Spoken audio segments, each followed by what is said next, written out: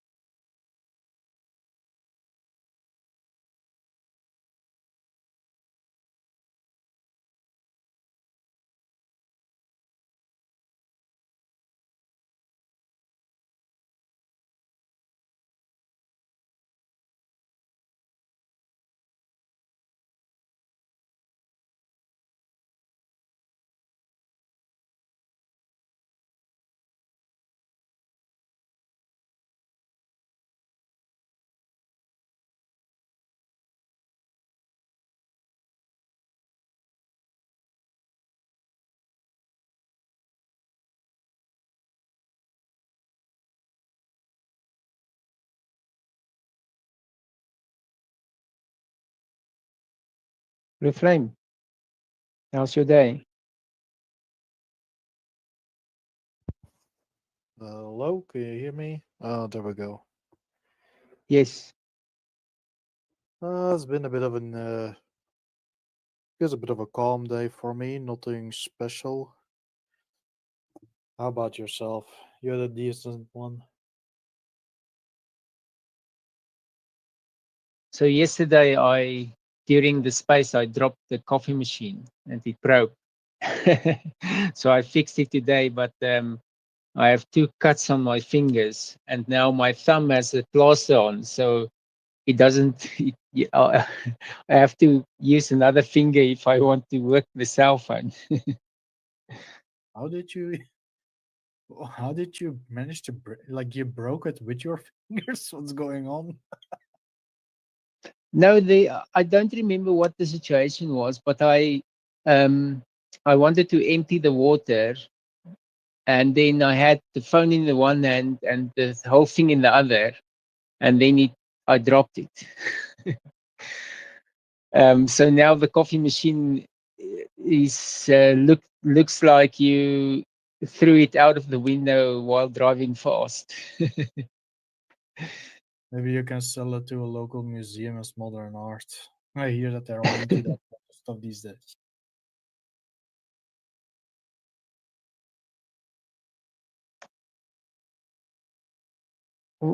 Welcome, janitor and Mosberg.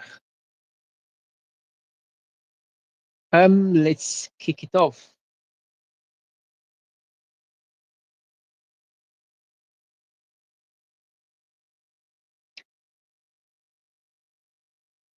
Welcome to the Monday edition of the Chaitri White Wellbeing's NWG space. We hold this space every day at 2 p.m. Eastern Standard Time here on X. We are a no white guilt community that meets to practice the concepts of the lexicon developed by Jason Kenner, Mr. No White Guilt himself. You can find him here on X as No White Guilt NWG. That's No White Guilt NWG on YouTube and elsewhere as simply No White Guilt, and on the web at nowhiteguilt.org. We discuss a wide variety of topics of interest to white people and look for ways to apply solutions. I'm Hans, your host. We run pretty casual here, but I do ask that you raise your hand if you would like to jump in. Otherwise, I will call on speakers in turn for their thoughts. If you would like to hop into the conversation, just request the mic and we'll get you set up. We only ask that you comport yourself as much as possible to the go free lexicon and dialectic and act like a proper lady or gentleman of the West as applicable. Let's go. So I put in the Jumbotron our Westman of the day, Pythagoras. Now, some people may be surprised, um, but yes, Western civilization goes back a long time. In Pythagoras' case, what was his date of birth? Let me see. Pythagoras,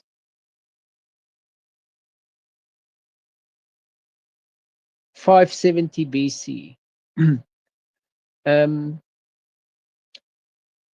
so Pythagoras was the leader of a, a sect um, that placed a lot of value on numbers and mathematics. They guarded their secrets, and there is even some stories that they assassinated members of their sect who leaked their secrets. Um, they believed, or Pythagoras believed, some numbers are magical, um, and those are um, holy numbers. But is of course known um, for, I think, mostly known for the Pythagorean theorem. And let me just, there's a very neat geometric demonstration of the Pythagorean theorem. Let me just put it in the Jumbotron. So the Pythagorean theorem is basically the if you have a right triangle, um, then the square of the two perpendicular sides, the sum of the squares is equal to the square of the perpendicular or the diagonal. Let me just quickly get that image. It's quite a neat one. I know I've seen toys in the shop where you could arrange the triangles and squares, and then you can basically demonstrate the Pythagorean theorem as well. Okay, I've got the image.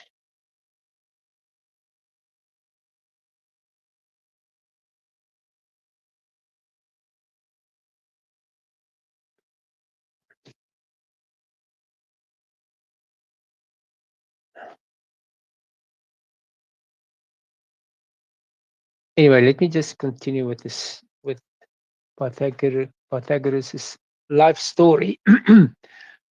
So they um, they had a whole initiation ceremony where for you needed to learn the importance of silence, because this is a secret society. So you need to know how to be silent. And then these highly secret mathematics were taught to the students. Now, there were two factions of Pythagoreans. The one faction called themselves the mathematikoi, which means learners, and the acousmatikoi, the listeners, which were the mystics. The learners were the rationalists. So Pythagoras was also credited for discovering the 5 regular solids, what Plato later called or what we later called the Platonic solids. This is the 5 geometric 3D shapes that are built up from congruent polygons. So the first one is the tetrahedron, then the cube, and then the octagon, or the, what do they call, the octahedron, the dodecahedron, which is 12-sided, and the icosahedron, which is 20-sided. So Pythagoras discovered these geometric shapes. He's also credited with discovering the fact that the Earth is spherical. Apparently, he deduced from the fact that the sickle moon is always a semicircular shape, the sickle cutting into the moon.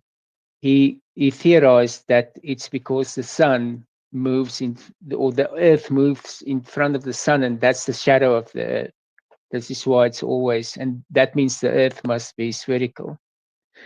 He also deduced that the morning star and the evening star were the same thing, which was called Venus. Yes, so he was quite. He's easily the most famous of the pre-Socratics.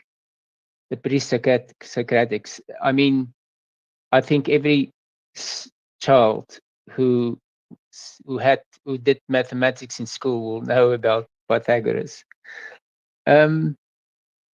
Yes, I think that's basically what I want to say about his contributions. It's also interesting how, when I read Wikipedia, this is the other source. If you read Wikipedia, it's interesting how they frame these Westmen and what they discovered, because not a single thing that is credited to Pythagoras is undisputed. So Wikipedia will tell you, well, actually, it's probably this other guy. Let's say the spherical Earth, or the Pythagorean theorem, or the regular solids. Then you go to that other guy's page, and then they say, well, probably not. It's probably Pythagoras. So no one discovered anything according to Wikipedia, which is just the anti-white narrative. But what's interesting about the Babylonian tables, or the Pythagorean theorem, the story is that Pythagoras looked at these Babylonian tables because the Babylonians were builders, and they had a lot of these tables of different triangles with different lengths of the sides. And I mean, of course, the triangle that has a 3, 4 on the side, its diagonal is 5, because the square of 3 is 9 and the square of 4 is 16.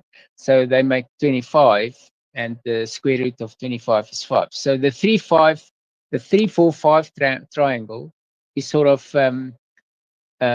the one where you can see um, where you can make a geometric shape and quickly see why it is that. And I think probably Pythagoras saw some kind of he saw this ratio, and then he started thinking about the other triangles. Now, the Wikipedia article argues that obviously the Babylonians knew the formula, because how would they make these long tables with different triangles? But it's obviously they measured it. I mean, the Babylonians know the number pi. How do they know? How did they know the number pi? Well, you go and you measure it.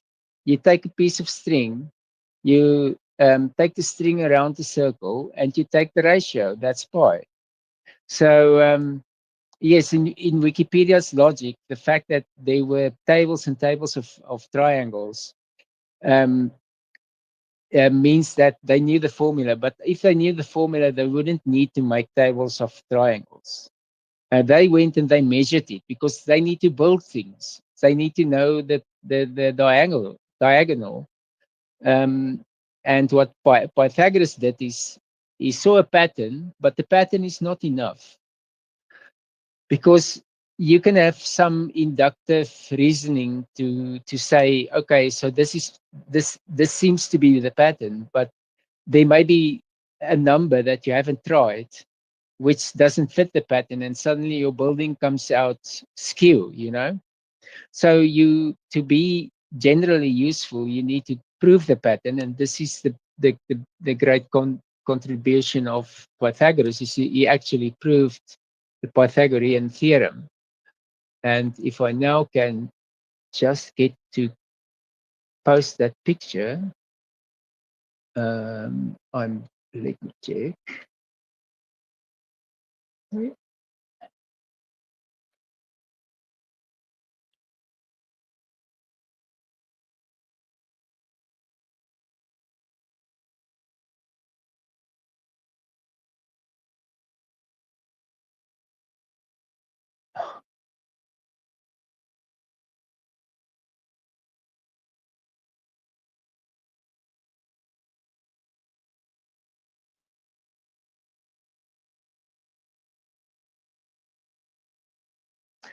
Okay, can't find it. Sorry, that's it. I think that's more or less what I wanted to say about Pythagoras, and how Wikipedia is always sowing fear and doubt, because we did nothing. Everything we did, we stole from someone else, according to the anti-white narrative, which is completely false, of course. Another interesting thing that I found with Pythagoras, he believed that um, the planets moved according to fixed mathematical ratios that create inaudible music. In fact, he believed that there were lots of music in the universe, and I think this is where, because previously a previous man of the West that we talked about was Johannes Kepler, and Johannes Kepler believed that God created the universe with music, and this is why the three planetary his three laws for planetary movements was called the harmonic laws, because his thesis read like a religious document. And I think he was probably a student of Pythagoras, and this is where he got that notion, because Pythagoras also believed that there's music in the universe, and these fixed ratios were, if you could play it as music, you would hear a symphony or some concert or something. Yes, very. Pythagoras is the earliest Greek philosopher that I really know about. I know there are earlier ones, but I'm not up. That this is the one that jumps out when I think of ancient Greek philosophers. That's Pythagoras, and Plato took a lot of ideas from him. In particular, the five platonic solids that, according to Plato, was how matter what what matter consists of is the five platonic solids. So that's it for Pythagoras. Let's hear some comments. Eindelen. Well, I'm unable to find it, and like you said, Wikipedia sucks. I was looking, trying to see, because I can't remember where I first found it. But one thing I really appreciate these guys is their appreciation for physical education as well. I mean, we see a lot of the sculptures and statues of Greek figures from those times, and they didn't just imagine these like lean physiques and just start carving them that way just because like these people believed in they had an appreciation and believed in physical education as well. Pythagoras, I think what he was one of the earliest people to incorporate exercises like plyometrics that involve basically explosive movements like uh, uh, one thing that I remember specifically was he would hold weights, usually like stones or something along those lines, and jump with them. Of course, that would be like a whole body exercise, especially for your lower body. But these plyometrics and stuff, they're still used today, especially in functional strength training. But they had a deep understanding of this stuff as well. And I always thought that was really cool about. I mean, really, philosophers in general, a lot of them of that era, pre-Socratic philosophies. A subject that I've recently been looking more into, but I'm not as familiar with. But a lot of these guys, they had uh, it really mind and body really went hand in hand. They weren't just people that were stuck in their books, especially the Stoics. I know that's way different era, but they really they were really pretty hardcore people.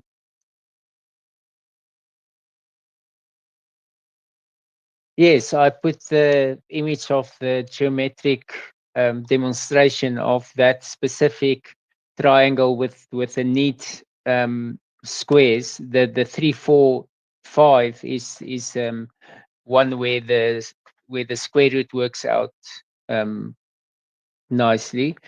Now, it's interesting what you said about the Greek philosophers, because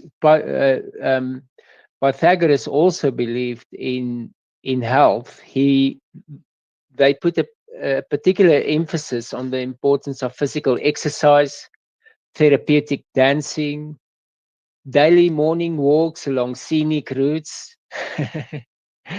And athletics was an important part of that. Also, to end the day with moments of contemplation. This sounds very modern Western. It sounds like a yoga class. um, but in Wikipedia terms, they try to make it out as some psychotic, death cult. If you read it on the surface, but it's a pity we can't go back in time and uh, you know um, play the video, because I think it would look very different. Um, Blue Flame.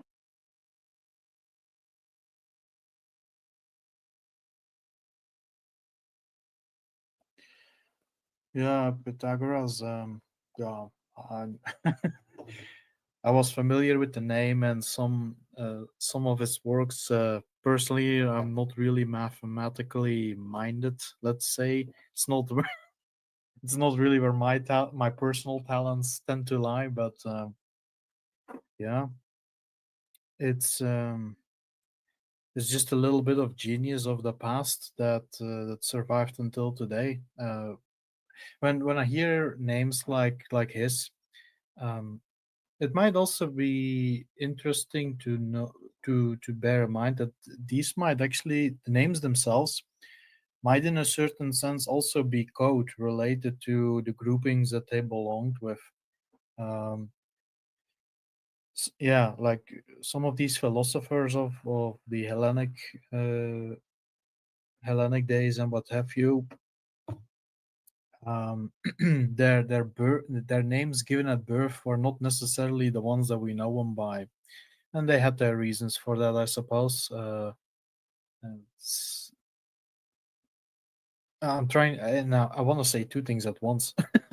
The one thing is also is that in regards to um, the, throughout the centuries, the survival of his works, it's it is important because in a certain sense it gives us the idea of, well, or it makes us understand that our ancestors knew what was up.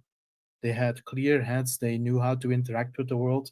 And I think it's always important that we remind ourselves of there is a lot of that wonder that these men and probably some women too came up with, um, that has been stolen, got destroyed, through uh, malice or due to some natural disaster. You never know, right? And the the anti-white depicting us as if we came from a bunch of cavemen. It's very important to realize, I believe, is that they never speak such ill about the ancestors of non-whites in any way, right? Even though some, as we know, that some non-white groups didn't even have as much as the wheel. Yet here we have our ancestors who build up, pyramids, castles, whatever it's going to be. Like all the world wonders also stem from those days. I would even, if I'm not mistaken, like all of them. So, in a certain sense, I think we have even gone past uh, a certain degree of our glory days. Not that that can't be brought back. I think it's very. I think it helps us also understand that anti-Whiteism goes as back as far as that, and it's, yeah, it's not necessarily attached to Pythagoras alone, but I mean, who knows? There might even be more works of him or his grouping that that we have never known of. That might still be hidden somewhere. Who knows? And what was the other part I wanted to mention in regards to that? Um, Yeah, also the structuring. This is actually something I was investigating yesterday, and granted, it was about Scotland in particular. I was looking a little bit into the clans, different clans of Scotland, and I saw a bit of uh, I guess, a pattern, if you will. Maybe that's not the best word, but that our ancestors really had a habit of congregating in these cliques, these groups, or what have you, oriented around a certain practice. Not necessarily a belief. Uh, it's not necessarily cultish, even though it might have been secretive. And it's not because that it is secretive that it is intended to be harmful to anyone else. They just like to keep it to themselves, I suppose. And plagiarism might have a lot to do with that. We know it is plaguing us today again. Um, yeah, like nothing before in a long time. Uh, yeah, and just the structuring of how our communities. And is there something for us to learn there? The mistakes they made doing that, or the positives of it?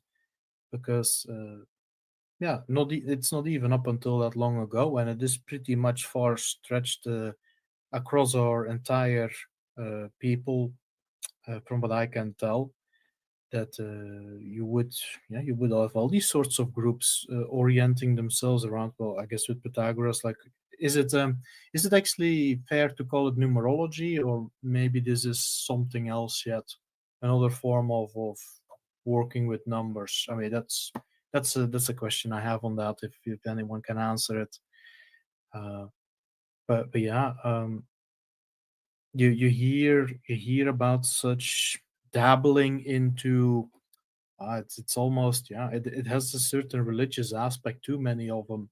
They definitely interact with these, what we today we would call it a science, and it's just hard facts and what have you, but they really attributed a lot of spiritual Um, yeah, a lot of spirituality to it in a sense, and like living certain lifestyles attached to that.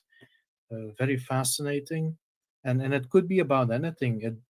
With Pythagoras, I guess it's the numbers, it's the math. Um, but just as easily, you can have something oriented around what else? What else was I looking into earlier? Well, yesterday. Even something along the lines of making ships, or yeah, I guess yeah. As with well, I'm not sure if James Cook was belonged to any particular group, but the navigation of the world and what have you are really some of our people congregating about around that, and who today we would call a tribe, with the idea of these are just a bunch of families who congregate together. Um, that might be correct, but they congregated always around a certain purpose, and when that purpose was fulfilled, the group split off again, and it need to do didn't have it needn't have anything to do with conflict or something bad happened or they couldn't stand each other anymore. It's like, no, mission accomplished, on to the next thing. And you don't see that anymore in us today. Well, actually, maybe a little bit here. White well-being, the advocacy that we do here. Uh, we I'll speak for myself. The way how I see it is that you have these people of all walks of life, and we come together here, and we have that purpose, to achieve our well-being, and it may be for us that it is going to be our entire lives, but let's say we pass it off to the next generation and the generation thereafter. At some point, they're gonna say, you know what, we did it. Like we have the curatives have been properly ingrained. We'll keep an eye on it, but overall, we do not really need to congregate on this anymore. On to the next thing. Um, in and I do not really see that in any other ways in society today. It's all very tied down with contracts, and you have to show up, and it needs to be like this, and it needs to be like that. Um, I yeah, there's, as far as I'm aware, not much of that in the past. So we have uh, we may have the facsimile of it, but um, yeah, the real organic choice to belong with something and to live your life towards it, that seems a little bit absent today in a more of a collective fashion. Yeah. That's what came up on the top of my head when thinking about this. So yeah, just uh, just sharing that, and I'll leave it here. Blue Flame, I know you're not going to like this, but um, I'm lead of an engineering team, and I need to know that the guys are going to be 8 o'clock. They need to be in the meeting every morning. There's no excuse for that. And sometimes when I know there's going to be crunch time, I make a fake crunch time just to see if there's going to be trouble. Because when you need the people to pull, you don't want to find out then that you've got some team members that's not okay with that. You need to find that out beforehand. So yes, I mean the Roman Empire brought a lot of organization into the West, and I remember one story. The Vikings were the best seafarers at some point, and then um, um, the Roman Germany was um, you know the Holy Roman Empire brought all this organization like tax collection into Europe. And then what happened was the Norwegian king had no way to collect taxes. So he didn't have resources to do any big projects. And the Vikings, who were the best seafarers, the German shipping concerns, they came into Norwegian harbors and just, you know, these Vikings who had the best, who were the best men for the job, because they didn't know how to organize and how to um, you know run companies and things. The Germans just ate their lunch. The Germans made most of the money from the wood that they were selling in the Norwegian harbors until Christianity came to Norway, and in comes, and of course the church. In order for the church to get its 10%, they need to introduce this whole system of taxation, and suddenly the Norwegian king had money to do stuff. So I know where you're coming from, where you say no, we need less organization, but this is we're not going to get things done if everyone is on his own time. But I wanted to also comment on something else. First, let me just read the comments.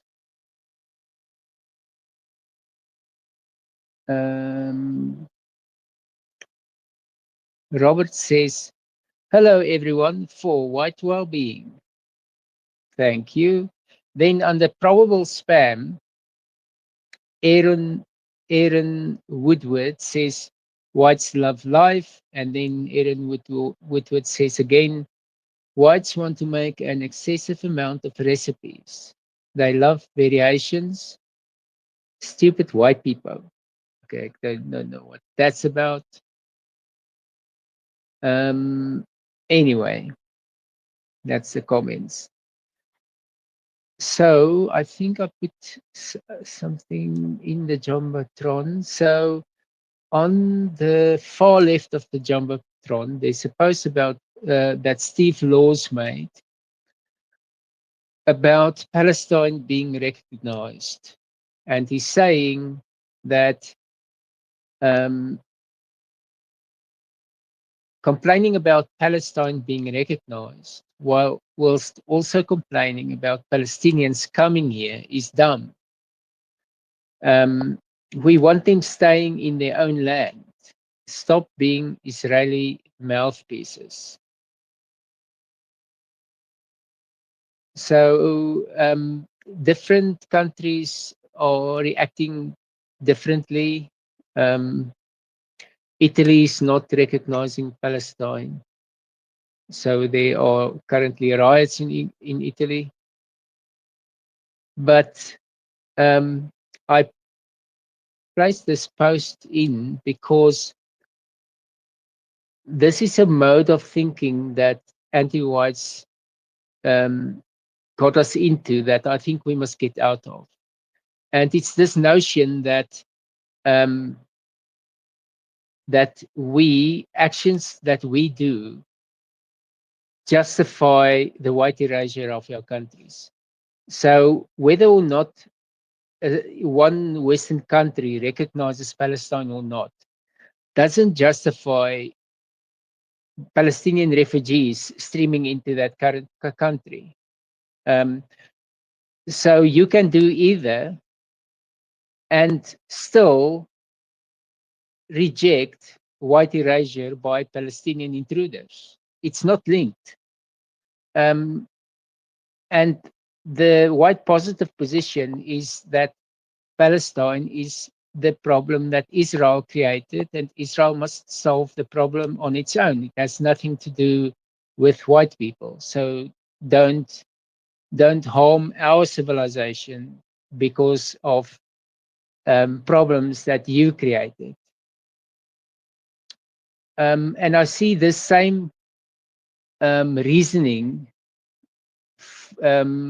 with regards to the wars that Western countries engaging, or Western anti-white regimes.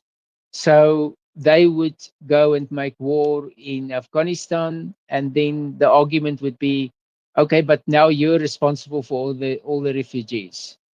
No, um, the population didn't want the war, so we're not going. We shouldn't ever take ownership of all the evil that the anti-white regime is doing, because um, the very idea that we can influence what they do with elections is just stupid. Everyone should realize by now that this anti-white ship is sailing in a direction, and there's nothing we can do to change it. The Uni Party, they bicker about politics, but the ship moves in the same direction the whole time. You can see that in the US. Both Republicans and Democrats, they make the same wars. We thought Trump was going to be different, but yeah, it turned out not to be. Eindelen, any comments? Yeah, of course, we see this a lot every day. Somebody's trying to justify all the harm that they inflict on us by citing past historical grievances and stuff like that. Anything that our governments have ever done, they automatically attach to us, and we just have to stop playing this game because uh, and also. For all the harm that we've supposedly caused other people, we've done the most damage to each other. We've our whole history, recorded history. There's been brother wars, and we've done more damage to each other than we've done to anybody else. And we really just have to get away from playing this game with these anti-whites of justifying our homelands and our existence to these people as they try to invade our homelands and basically they benefit more off of being in our homelands than the natives are like us. I mean, so it's just I see it all the time, and it's just I saw it this morning. People were trying to it was something in reference to Britain, and people were talking about how they most countries, even Western countries, have an Independence Day from Britain, and uh, it's just like I said, we just need to stop playing this game with these people.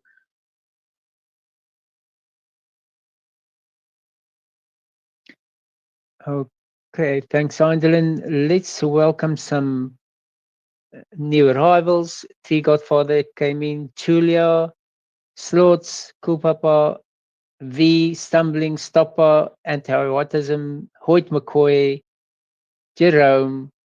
I think that's it. Blue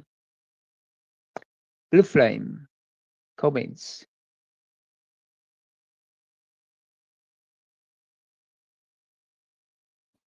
In regards to, I guess, in regards to all these groups who come into the West and then they start demanding that we follow their norms, and you see the complete dysfunction in the weighting of that, right? I mean, well, as if we aren't already aware, of course, but yeah, I've definitely seen that also, is that when certain non-white groups they basically erase an entire neighborhood, or even not even that they necessarily outnumber anyone. It's that if they get into positions of power that are simply given to them for no other reason than, well, money sometimes has a part in it, uh, but also just these self-hating whites who somehow were given power, and well, they just pass it on to the first non-white they see, because that is how they repent for being born white, apparently. um, and of course how they help inflict harm onto the rest of us. The Yeah, the demand that we start heeding their ways, or how they indeed, as is very obvious in England from what I can tell, and probably other places too. Uh, They get sent to religious practices that have nothing to do with us, and these children are essentially indoctrinated in front of our eyes with the permission of, I guess, these white anti-white teachers who, at that point, you think to yourselves that the practices being taught to these children is, for example, to be hateful towards women, and then it is female white anti-whites who stand there like chuckling to themselves as they're literally in the back of the room, put in their place, so to speak, and like you're just smirking at one another, while this is taking place, probably thinking it's like, oh yeah, these boys are gonna do this to their mothers or their sisters or what have you, and all of these girls, these young white, these little white girls, they're gonna be, told to bow their heads and yeah, do whatever they're told, I suppose. Of course, with the ultimate image, of course, that is these non-whites are gonna rule over them, and that they're just going to allow to permit that to happen to themselves. Um, yeah, and you'll see like the more of these groups keep showing up and demanding their particular ways to be the way how society has to go. You're gonna see, and there is already some of that, a lot of internal conflict between non-whites too, on our, in our homelands. It's basically you have you can almost compare it to, you have a house and like four different gangs break into the house on the same evening, and these gangs, not only are they threatening you and robbing your house empty, but they're also fighting each other all over the place. Like you don't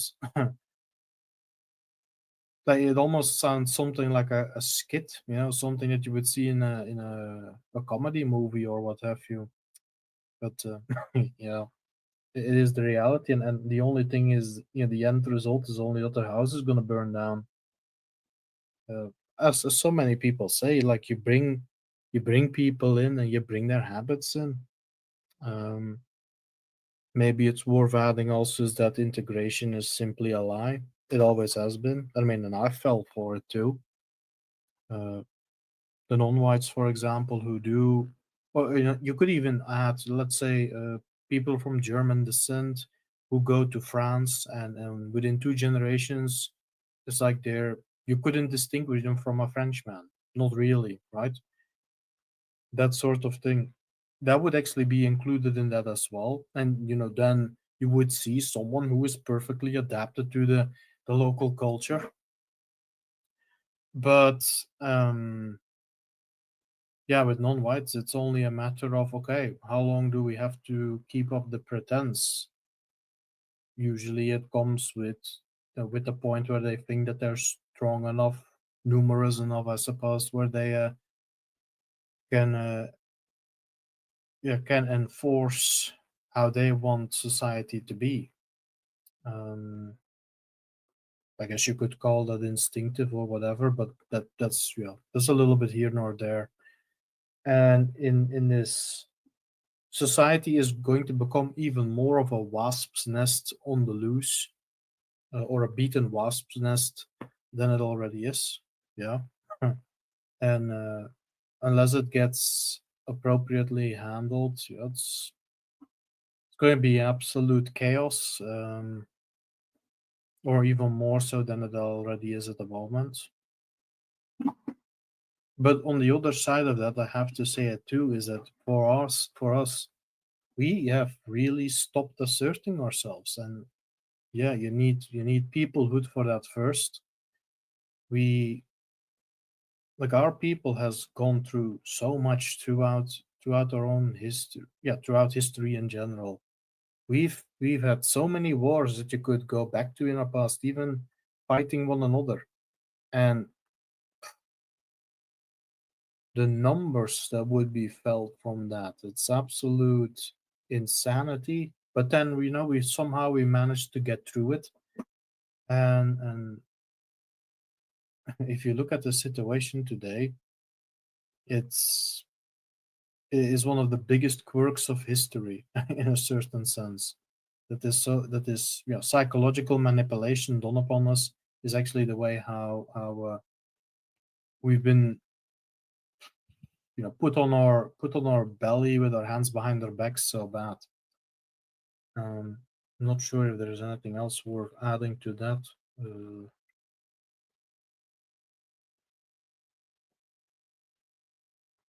There was something and it slipped from my mind again. It's almost becoming a habit at this point.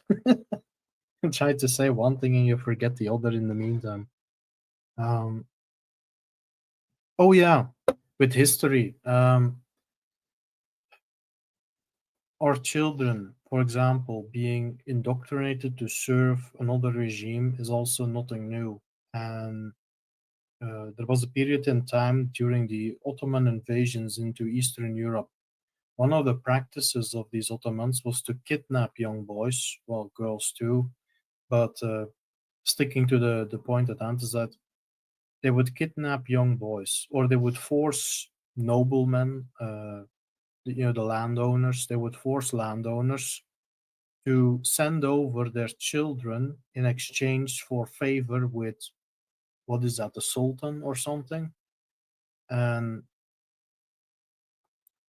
such the Ottoman Empire, if you will, had a form of unit or a form of uh, war slaves essentially, which I think in English it's called janissaries or some such. And these would be white boys kidnapped very young age, or indeed they were hostages, and they would be drilled to basically serve the Ottoman Empire. They were turned white as white anti-whites, and they were pretty highly regarded too, because they were so horrifically effective. And they could be effective for multiple reasons. It's not only that they were highly trained or what have you, or that it's like their our bias spirit was turned against itself with these young men. Then at that point, uh, it could also be something simple as you just imagine you're the father of one of these boys, and you're I don't know, you're laying an ambush because they're gonna burn yet another village down, right? They're gonna kidnap yet more women or whatever it's going to be. Uh, they're gonna burn yet another farm.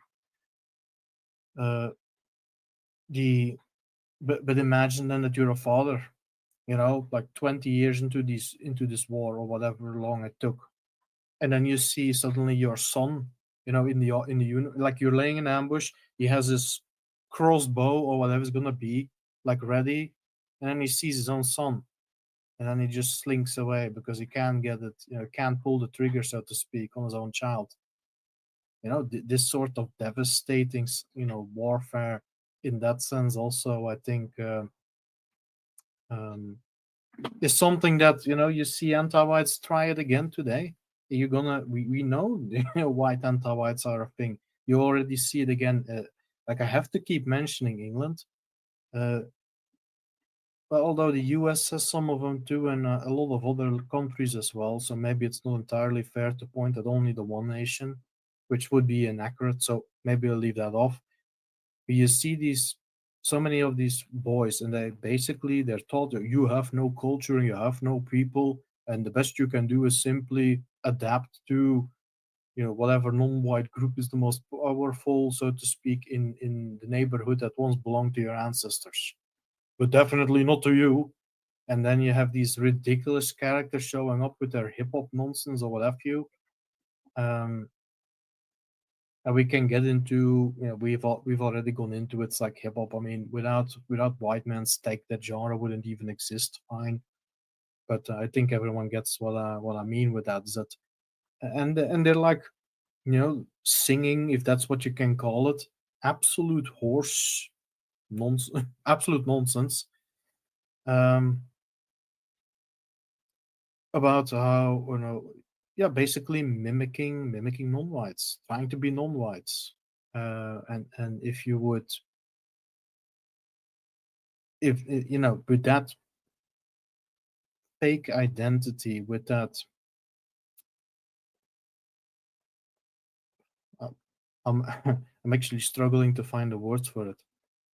But let's put it like this. If you then have a bunch of these non-whites who would tell some of these boys, like, if you want to be accepted, you have to do crime X or crime Y or whatever.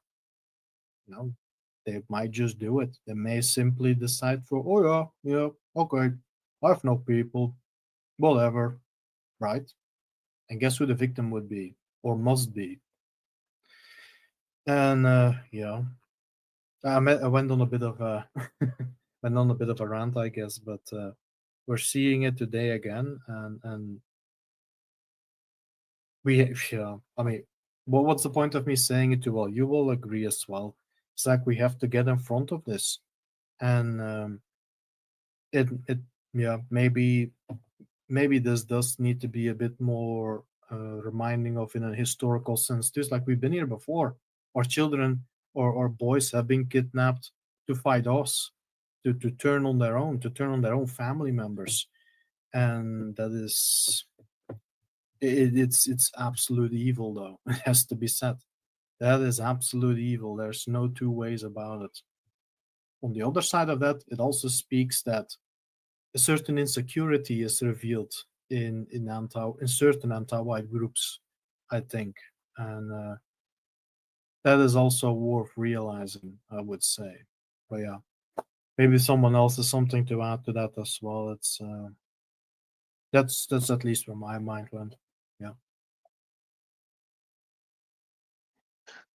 Well, the numerical diffidence and numerical courage is interesting if you look at the UK, because the older non-whites like Rishi Sunak, they speak very good English, but the more the younger ones don't bother, because when Sunak grew up, um, the non-whites still had numerical diffidence where they simulated being white as much as possible out of fear for retaliation from the host culture. But now that they have numerical courage, then they no longer bother simulating being white. In fact, they are starting to express their totally incompatible norms and force it on random white people in the street. And another interesting case of numerical diffidence and numerical courage is Jasmine Crockett, because at some point she spoke proper English, and now she speaks some ghetto, that what the she sounds like what the blacks speak in the ghettos. And people are saying that she's faking it to appeal to her audience. But no, that's not how it works. She was faking it before. She was faking being white when she still had numerical diffidence. Now she has numerical courage. She no longer fears retaliation from the host culture. Now she can be who she really is. So this is the real Jasmine. The other Jasmine was the fake one. And this is why assimilation, like you said, integration, it's a lie. All that is I'm simulating being white. Now, when I say it's a lie, there are going to be exceptions. There are going to be non-whites who love Western culture, who want to be Western, um, and they are not going to revert. But the exception does not disprove the rule. Um, so when I say it's a lie, that's what I mean. Generally, when that group gains numerical courage, all those people that you thought were good Muslims, good Westernized Muslims, suddenly you see, okay, now they're wearing the same clothing. Now they are adopting the same customs. It's because they never assimilated. It was just numerical diffidence. Eindelen. And I think you're right. And I mean, I know I'm kind of stating the obvious here, but I feel like I kind of have to say it. because some people are still under the impression that this is just white people feeling like they have to take a position in a conflict that in reality we really shouldn't have to take a position in at all. But especially in the West, we're importing these people on such large numbers that a lot of the demand for the West to take a side on these conflicts is coming from these Arabs that we're importing into our countries. They come here and like you said, some of them they'll assimilate, and in the beginning especially they try to they play the role and everything. But as long as there's a steady flow of their own people coming in, they just revert back to what they were. They're just showing you who they were all along. And a lot of the demand, like I said, to take sides in these conflicts is coming from other Arabs, because they may not be Palestinians themselves, but Arabs still. I mean, they may conflict amongst themselves in the Middle East, but it seems like as soon as they come to the West, they become more of a people amongst themselves. And I don't know. I just can't believe that there's still even white people left that will look at this type of issue and still feel like they have to take a side. But I guess they're under the impression that they have to.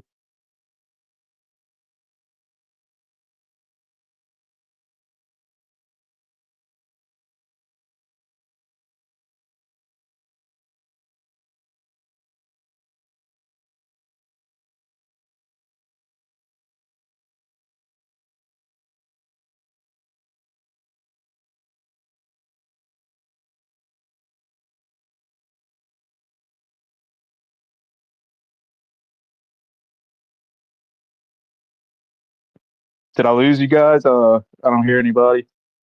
No, I'm not hearing anything either. Eindelen, Eindelen, sorry, I dropped out.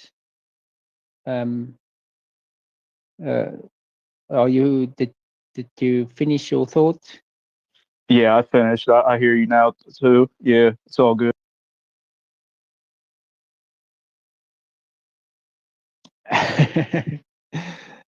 Okay. I got the gist of what you said. Um, Basically, why it we shouldn't even be in this position. If we um, if I as simple as if our people just knew about the concept of um, biospirit and the fact that we are different, that um, every race um, creates an environment that reflects its own internal expression back at it, and that's why we are comfortable in Western civilization, because and it goes very deep. And once you are becoming aware, you see the signs. I mean, simple things like litter in the streets.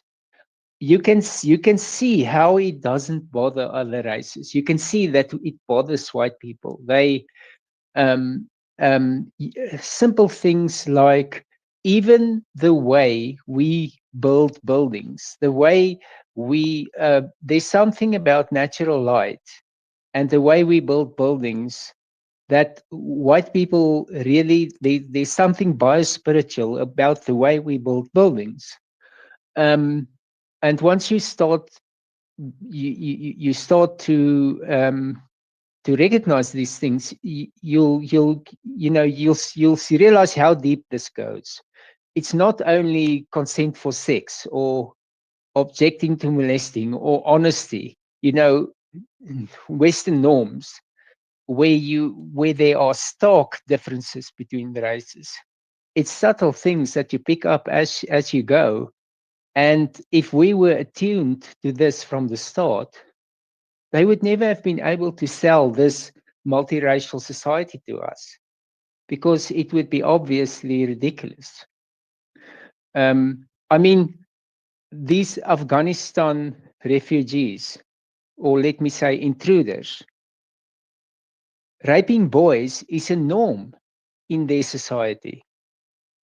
So, I mean, so the anti whites who invite them in to and they not only invite them in to our urban environments, they invite them into our quiet towns where um, these boy raping people from these gross cultures hang around in our parks, leering at our children.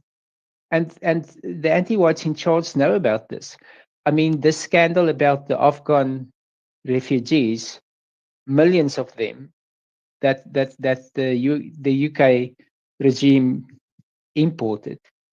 They know about these things and they do it anyway because they want to victimize white people. It's a social morality. Our lives don't matter. And the big thing about Charlie Kirk is people realize that this is a big problem. It's not only this is a big problem, and it's a wide problem, and that's why I put another article in the jumbotron. Let me just check. It's a second from the left. End wokeness. George Floyd dies during an arrest.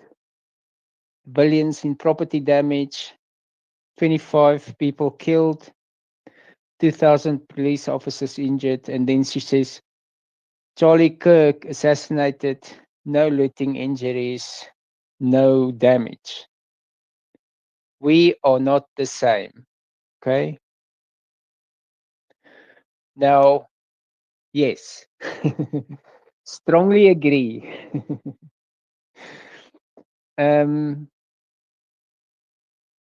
Eindelen, thoughts?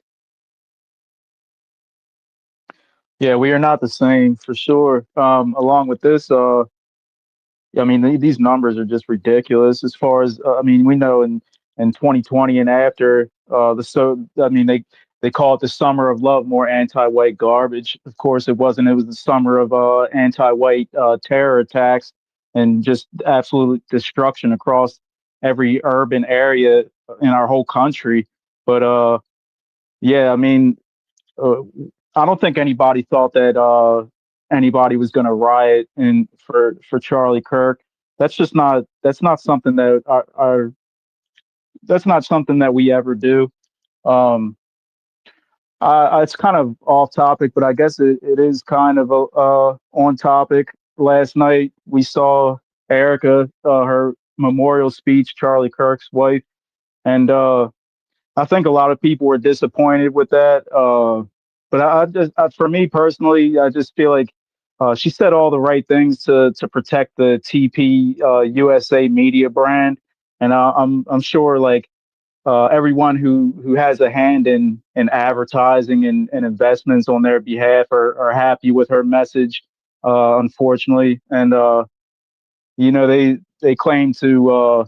And I know they're religious people and they worship God and everything, but it's like where does the money come in into the conversation? Because that's just kind of the vibe that I got off of it. It's there. I don't think that there would ever be a time where she would have gotten up there and like started advocating for violence, but it's just this the uh forgive the killer, and that's what Jesus would have wanted and everything. It's just uh I just noticed too when she said that she was going to be the new TP USA CEO, everybody stood up and cheered. It's like I don't know. I just like I said, it was disappointing, but um I just think that speech, like in the legacy of TP USA, that's always going to be remembered. Everybody's always going to say, "Well, remember how she forgave the killer and all this other stuff." I don't know what you guys thought about it, but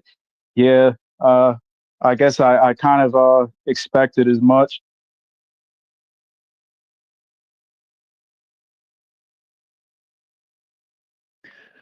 I'm glad you went there. First comment I just want to make is when end wokeness says we are not the same, she doesn't mean what we mean when we say the same words. What she means is Republicans are not the same as Democrats. That's what she means. But what's really going on is white people. Um, it's Charlie Kirk's. Despite the fact that the cameras searched out the non-white people in the 300,000 attendees, the audience, the supporters are white, and that's why you don't see that. This is not us. This is anti-white. So in wokeness doesn't, I think, subconsciously maybe, but definitely not meaning the same thing that we mean. But I'm glad you went there. In fact, I wanted the discussion to go there. But let's just go to Julia. Hasn't had an opportunity. Julia, do you have any thoughts the on the Charlie Kirk Memorial Service? No, I just think it's amazing that the turnout, from what I heard, uh, was incredible. Like, the stadium was packed, and I saw video of that, and that's wonderful. And I know that other meetings have been happening around the country. Uh, if there were anything around here, I would certainly attend. Even though I'm not Christian, but he was a great man. Um, and I didn't like listen. I'd never listened to him much or anything like that, but he really did. He practiced what he preached, and I really respect him for that. It's really rare to find people like that who have that much integrity. So just for that alone, I would. I'm I'm I'm very sorry that we've lost him, and um, yeah, I would love to attend a memorial service for him. It's been really nice, in a sad way, bittersweet way, I guess, to see how many white men have been touched by his death. He really seems to have made a huge difference in many people's lives. And I didn't realize how much reach he had, but obviously he did. And that's incredible. Yes, and um, I think people picked up on the fact that that these two things that happened, Irina's murder and Charlie's murder, there's a symmetry of asymmetries because Irina was murdered by the inverse of what she is. And Charlie, with his white nuclear family, was murdered by an inverse anti-white family of these creatures. We can call them creatures because they identify as, even non-human creatures. And I think people um, identified, or they saw some pattern there that maybe they will not be able to articulate. And then in came flooding the reactions from TikTok, which just shocked everyone. And it shocked everyone, not the fact that there are crazy people on the internet, the fact that a post celebrating the assassination of Charlie Kirk got 200,000 likes. This is the kind of thing that you cannot ignore. And so I fully believe most of those people in that arena was not TP USA supporters. They were there because of the way he was assassinated and the reaction to that assassination. And this is why TPUSA grew 18 times from what they were in terms of chapters, what they were before Charlie Kirk's assassination. So it was there's a lot of good that I see, I see a lot of people energized, a lot of white people energized, and it's Charlie Kirk is the Western ideal, the white nuclear family. That's the Western ideal, the necessary ideal for the continuation of our people. And he was murdered by the death of the white race. So and the fact that we had this high-ranking Republican Party and Elon Musk was there and everything. Now, the one dissonant note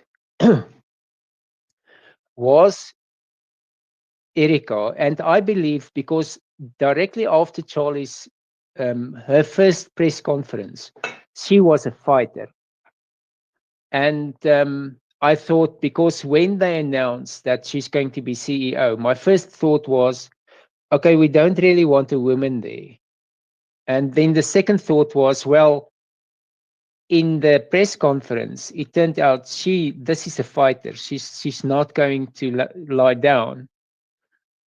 But I think someone got to her because now suddenly she's arguing for, oh, I'm not seeking the death penalty. I don't want the death penalty. And she's talking about forgiveness without qualifying what that means, because what most, cocks in the Republican Party assume is that consequences go away now, which is not the case. And she's making it much harder for someone like Stephen Miller, who's energized. He wants to get things done now. He wants to use this energy for good, and she's taking a lot of that oxygen away with her female reaction, a feminine reaction. So yeah, I mean, it is sad, and I mean, I understand what she's going through. I mean, and I do. I've lost family members as well close to me. So I understand what she's going through. But she should leave the big moves to, hard thinking white men and white thinking men like Stephen Miller to get these things done, because this is not about Charlie. Charlie's dead. This is about future Charlies. Julia, I'm just going to give you a chance to respond. Yeah, I agree that I think someone got to her, and I wonder if her children were threatened. Uh, because there's obviously a racial element to this, right? That's just so obvious, and she was perhaps asked to say that she forgives him in order to shift focus away from that and try to make it a whole Christian thing instead of a racial thing.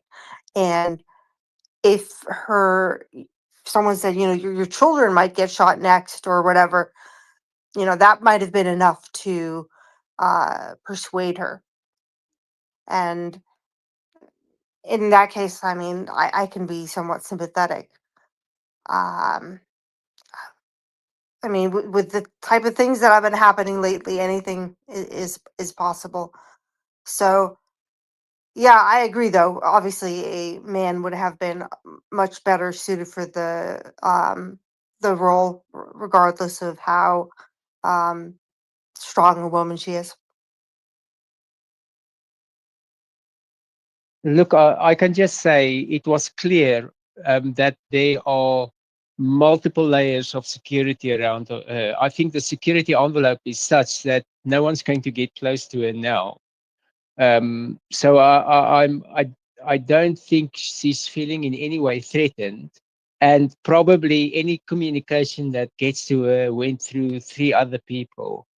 So I really think this was an insider, maybe the CRS, but most probably some of the GOP people came quietly to her and say, listen, we just need to tone this down. I think that's what happened. You know, it usually comes from a friend, someone that you think is a friend. And but anyway, that's done now. We know what that direction is. But fortunately, what I saw today is people like Matt Walsh is pointing this out, that you can forgive all you want. We still want him dead. We have to kill him, because otherwise there's going to be future Charlies. Slots. I'm just going to kind of give my personal assessment of what I saw. I didn't watch all of her speech, and probably I should have before commenting, but the opportunity is here to speak on what I've seen, so I'll take it. Also, forgive me for using white negative terms like right wing when I say this. It's just the kind of mode I'm in with thinking, and I haven't been able to process everything as much as I want to. When I saw her speech saying that she forgave the killer, I don't think she did. Her body language did not show that. I think what happened was she took on more than she could handle with grace. With regards to, and you can't take on that kind of burden without some kind of grace from, in a Christian faith or greater purpose to do so. And it's not easy. And there's an expectation that we try to match that grace because of white guilt, because we're supposed to, because we're Westmen, because we're guilty of, if we're not held to, we're held to a higher standard than other people's. And that's just the consequence. I don't think she was gotten to by anyone. I don't think that's the case. I think she just took on this greater mission than she had the understandably had the grace for. And I'm not faulting her for trying. I'm not faulting her for thinking that she should. I'm not faulting her for trying to get more, involved in her faith. But I am faulting her for, being disingenuous a little. And it's not a huge thing. And it's honorable in some regard to do that, to try to grow. And it's just, I don't think it was genuine in the moment. I think she's thinking too far ahead too soon. And it's unfortunate that she did so at that point. And when it comes to Charlie Kirk, how popular he was, Trump is to the right of Charlie Kirk. Charlie Kirk was more left-wing than Trump. And that's why when there's a murder of someone of his caliber, of his soft-spoken, soft, approach to things, just in energy, he was more left-wing. You could say by speech, because he's Christian. The anti-whites always say that if something's Christian, it's right wing. That because he was more Christian than Trump, that he was so-called maybe worse or whatever. But really, in energy, in the way he approached things, he was less intense than Trump is. And that's really what gripped everyone, is that everyone in the right wing, is that they know Charlie was more gracious than they are. And he was the one offering up the hand, to speak, handing the mic over to others to speak with him, to open dialogue.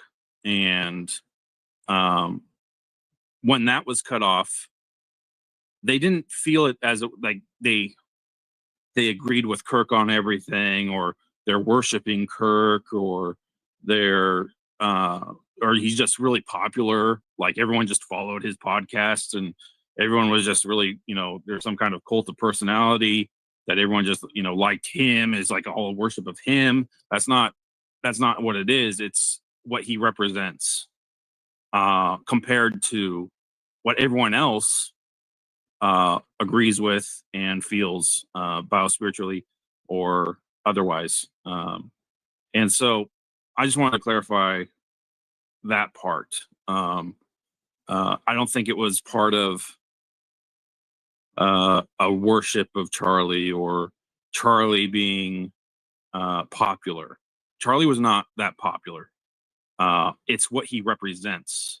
That's that energizes people, that makes them aware of what's happening.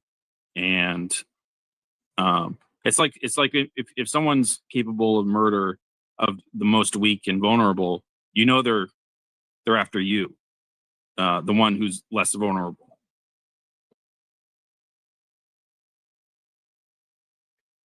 Yes, that's a good point, because it leaves you with no escape.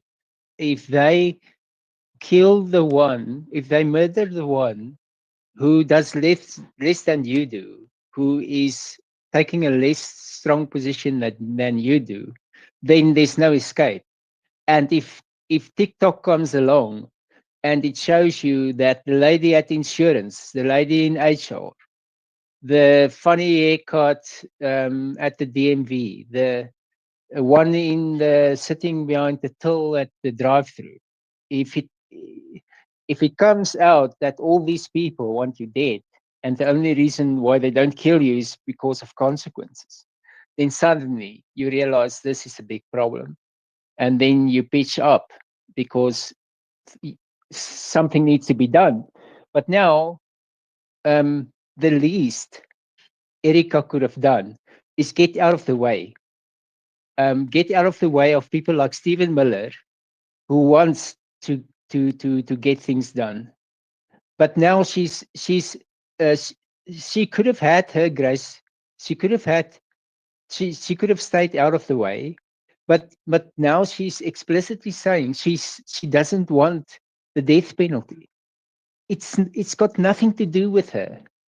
She must grieve her husband, and we must prevent future Charlie Kirks from happening. It's out of her hands now. It's not about the murderer. And this is another thing that people must realize. What she did was not Christian. The second commandment is love thy neighbor. So if you love the murderer more than the future victims, that's not a Christian principle. So she wasn't doing the Christian thing. She was doing the anti-Christian, anti-white thing. She may not, she may not be able to grasp that at this point, because our churches are infiltrated. They are preaching anti-whiteism in the church, basically. Julia. I also agree with Slots that her body language did not seem to be expressive of true forgiveness, and in fact seemed to suggest quite the opposite. So, yeah, I totally got the same vibe. Um, and I also agree that it was more about what he stood for than that he had a lot of personal fans. Although am still surprised by how many people who didn't know him seem to have become familiar with him upon finding out about his death, which again goes to show what he represents. Um, what else was I going to say? Um, yeah, I think that's it for now. Something might come back to me later. It also struck me that Elon Musk and Trump made up at the event, and I wonder if they saw that video, or there were more than one video that said, well, there are two other people you could have shot. Why waste a bullet on Charlie Kirk? I'm sorry, I'm not laughing at the mirror, but I mean, it is there are those videos on TikTok that says, and we know what they mean when they say there are two targets that the killer could have chosen. Eindelen. Yeah, I think you guys made some great points, and some of her body language definitely did seem to be more performative than genuine. But not to repeat what I had said earlier, I just really kind of wonder how much of her how much she may have been prompted beforehand, leading up to the speech about, this is your legacy for you and your children, and look at all the people now that are following you and counting on you. Not to just say it's all motivated by money, but her taking up and being the face of this media brand now. I guarantee people were trying to tell her that, like, look, there's certain things that you could say, and then there's other things that would just be way better for your brand. And like I said, I don't want to make it seem like she was completely motivated by money, but I know that had to factor in when she was deciding what she was going to say. Slots. Can I get a clarification, Hans? I know she said she forgave, but the idea that she said not to do the death penalty, I was skeptical of that. And AI told me that she said she's leaving it up to the government, but did she in her speech? I didn't watch the whole speech, which is why I'm asking. Did she explicitly say not the death penalty, or was it still her position that it's up to the government?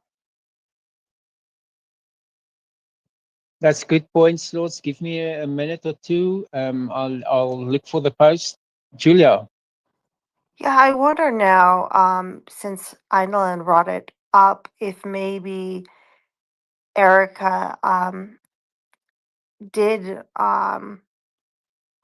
go through the whole forgiveness ritual, even if it wasn't what she truly believes, um, because not from money, but out of wanting to uh, maintain Charlie's legacy in a certain light.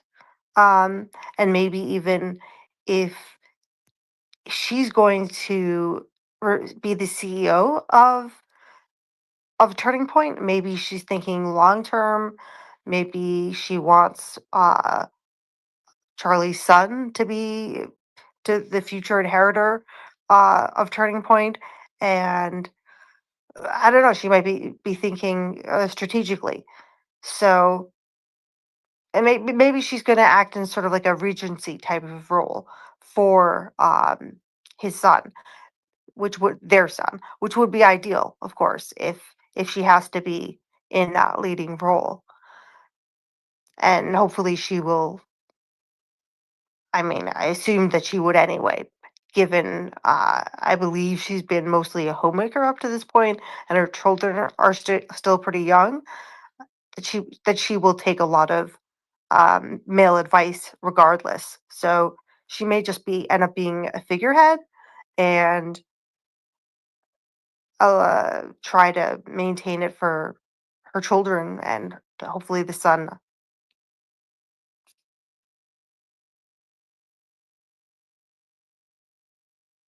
Reframe.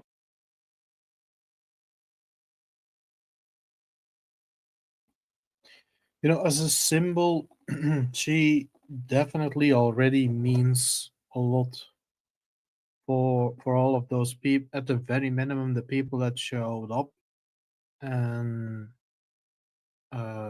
well, many who didn't for varying reasons, right? But who still, are empathic towards her, who can still understand that, yeah, you lose your husband in this brutal manner. Um,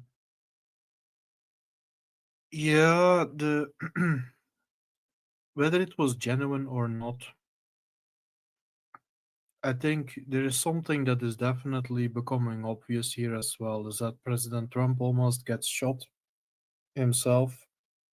No apparent, no public show of really doing anything about it. It's like, did even his bodyguards get fired? The ones who, like, there was at least one that was basically, she was just cowering right behind everyone else. Like that was her instinct to do. It's like, what the hell?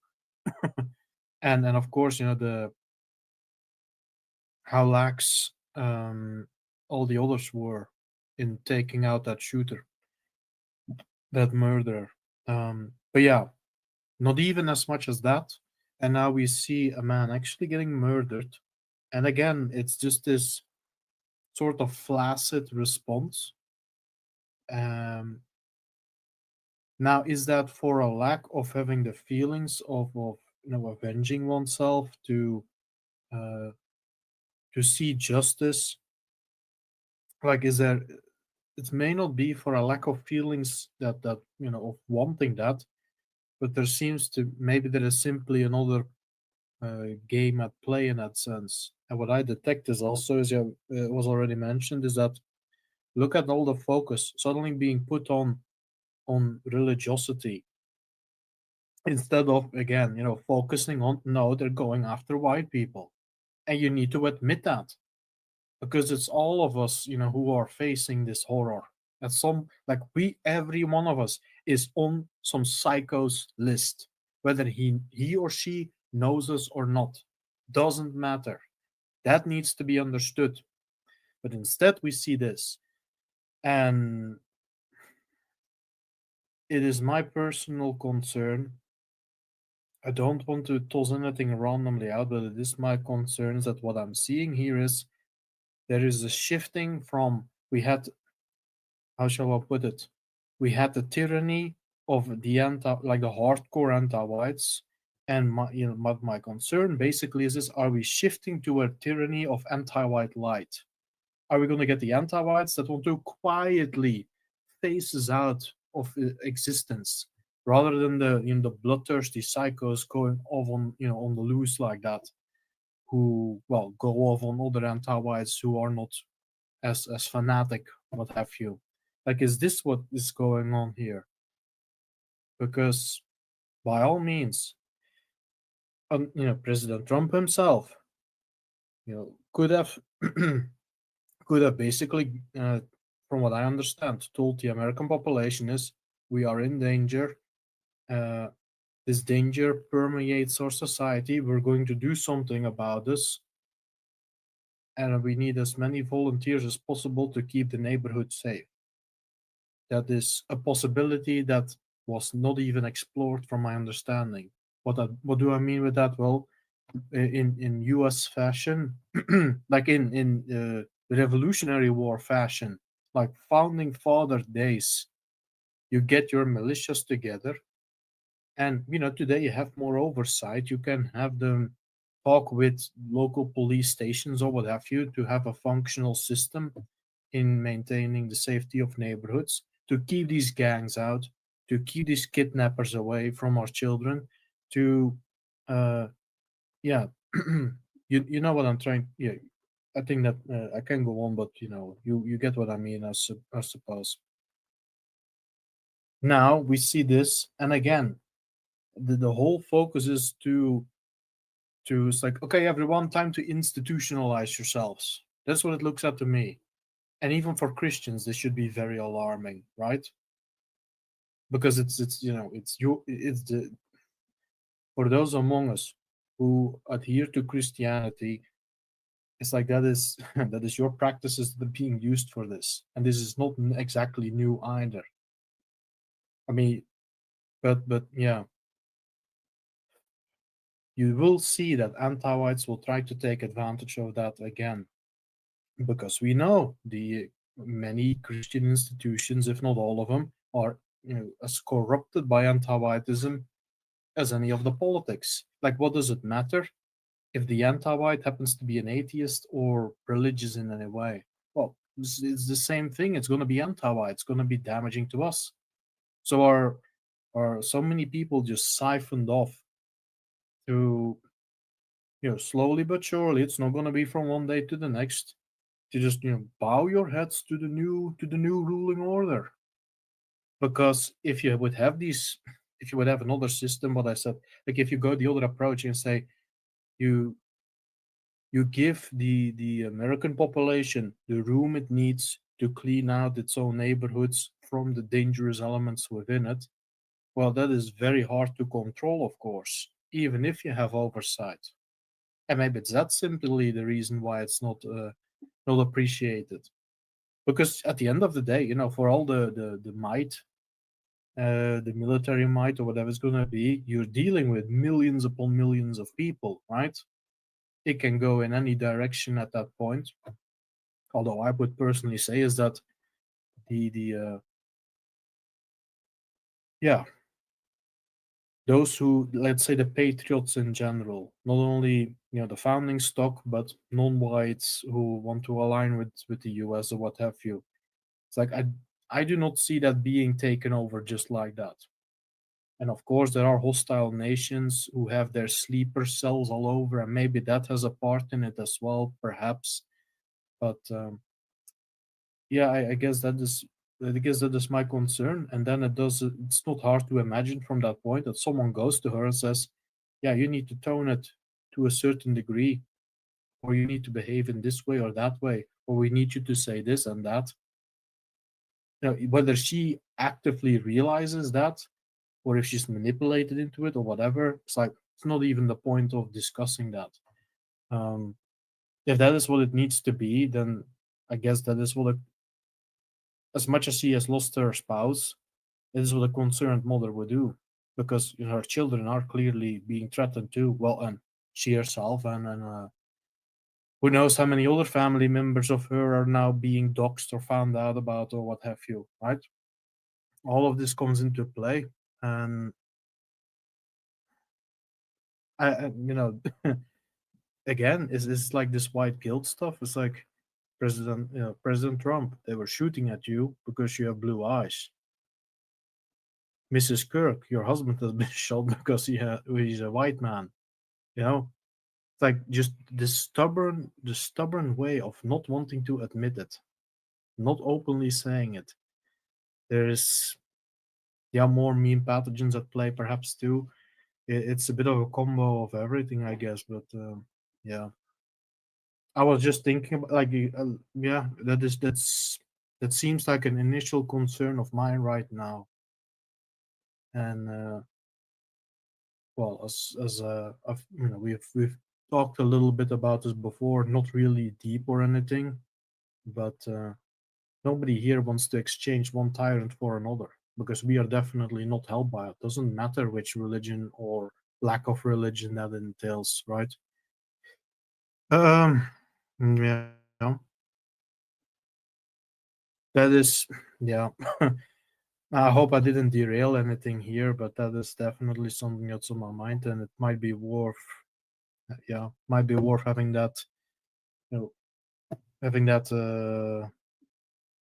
What's the word I'm looking for? It might be worth it just for me to bring it up. I don't know. Um, yeah. As far as the forgiveness part goes, again, that is what you say to. Yeah, when you speak to an angry mass like that, people who are righteously angry about what has been done here, the injustice, and then to see, as everyone here was talking about, the monstrosity of these types who are laughing at this, who celebrate this, who want more of it, right? The psychos baying at our doors, basically, with the blood dripping from their fangs, if you will. Um, to tell them, this mass who's ready to get into action about this, to tell them to be forgiving, well, that is essentially saying stand down. And how many more victims has been made since between Mr. Kirk's murder and now? How many more people have been attacked by anti-whites? How many more thereafter? It's like, is the I find no excuse in that. There is no excusing that. A man or a woman can maybe focus only on so many tragedies at once. We understand this, but then realize that other tragedies have taken place from people whose names you might never know, but they are just as unacceptable. and then it will continue because of this standing down. Forgiveness also, well, so many people have been talking about it now, is that what is only evil wins by evil being forgiven, because it simply gets another shot. It simply gets another go to do it again.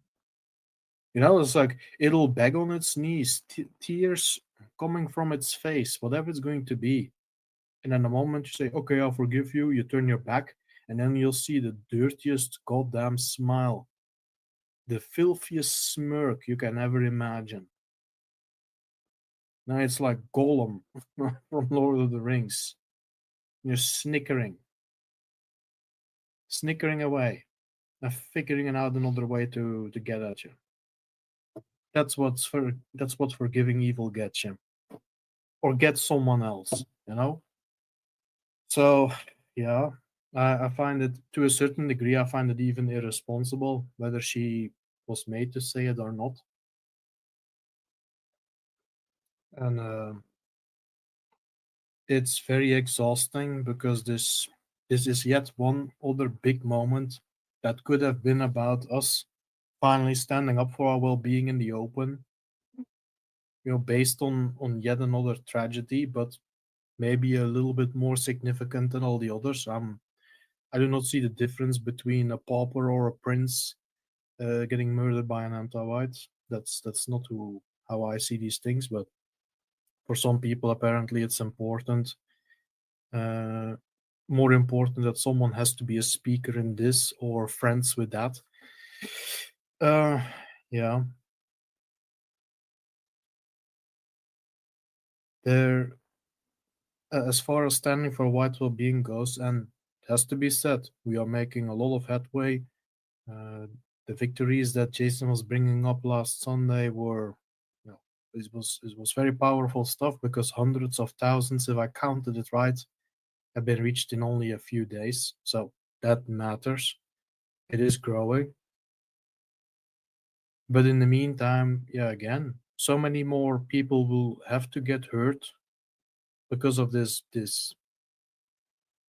pussyfooting around, this uh, political plays, these political plays that just keep us, from going where we need to be. And I don't know about anyone else, but I'm really getting sick of it.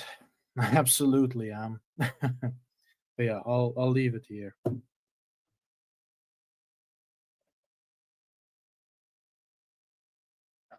What you said about it shouldn't matter whether it's a prince or a pauper. Well, if you look at the murder of Irina, we didn't care really about her murder until we saw the video. So the information that she was murdered was out there. And it's because we are not logical creatures. Murder is an abstraction. But when you see the video, you see the knife plunge into her neck. You see the reaction of the non-white bystanders. That's not an abstraction. That's concrete. And it's not one, it's all of them. And it makes a difference because we are not logical creatures. After Irina's murder, there were even more horrific murders that we don't care about because it's not in our faces. And this is the magic of hush crime. If out of sight, out of mind. So that's how it works. But they couldn't, some glorious person that maybe we would put the name on a monument somewhere sometime leaked that video, and this is what kicked it off. And then Charlie tweeted about it, that America will never be the same again. 17 hours later, he's dead. Yes, so yeah, it shouldn't matter, prince or pauper, but we are not logical creatures. We are very emotional creatures because our frontal cortex is in a bath of hormones. It's not a gleaming logical computer. So I agree it shouldn't matter, but you'll have to choose a different animal. um, okay, so in the far left of the Jumbotron, I put the link to the Gateway Pundit article that Slots mentioned or inferred to refer to with the Grok article. So I'm just going to read the quote. So she had an interview with New York Times, which I will want to say something about also. But the quote is, I've had so many people ask, do you feel anger for this man, toward this man? Like, do you want to seek the death penalty? I'll be honest. I told our lawyer, I want the government to decide this. I do not want that man's blood on my ledger, because when I get to heaven and Jesus is not an eye for an eye, is that how we do it? And that keeps me from being in heaven, from being with Charlie. So she didn't plead for his life. So it's clear that yes, she thinks she thinks we should kill him. She just doesn't have a moral position um, to justify that. So she's doing the next best thing is to say, "I'll get out of the way," which is good. This is what I said she should do. So this is good. The one criticism I have is, isn't it just an indication of how she doesn't realize the mess that we are in just by the fact that she gives an interview to New York Times? Because who is their audience? Their audience wants her and her children dead. That's New York Times audience. There's no point in talking to them. Tree Godfather.